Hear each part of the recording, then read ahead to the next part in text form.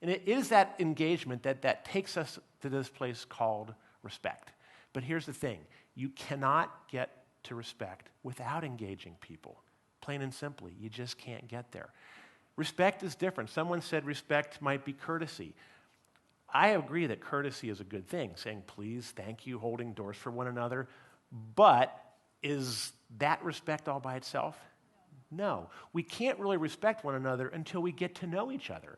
And I'll share with you one quick story from my college days that kind of made this point. When I was at the end of my freshman year, I ran for, you're going to be very impressed with this, I know.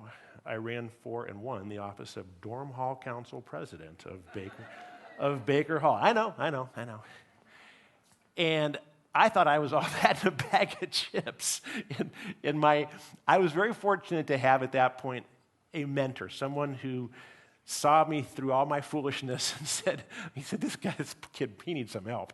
It was my dorm director, and his name was Dale Linder. I had to be 19 years old at the time, and Dale was different because Dale was the first African-American male who took an interest in me and wanted to mentor me, okay?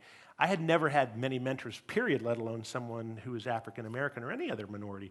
And Dale took an interest in me, and like a lot of teenagers, I was pretty naive at the time. I was like, I kind of wanted to go through the world with rose-colored glasses on and like, hey, we're all the same on the inside. Can't we just get along? Da, da, da, da, da, da, right?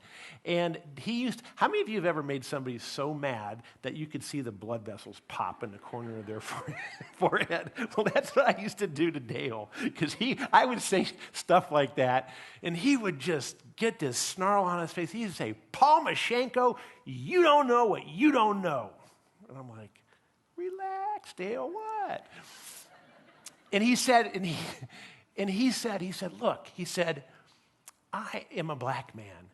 You are an almost white man. He said, if you can't acknowledge that, he said, that means that you cannot even begin to be curious about how our journeys through this life and this world have been different from each other's. He said, you can't respect me if you don't acknowledge who I am on the outside first.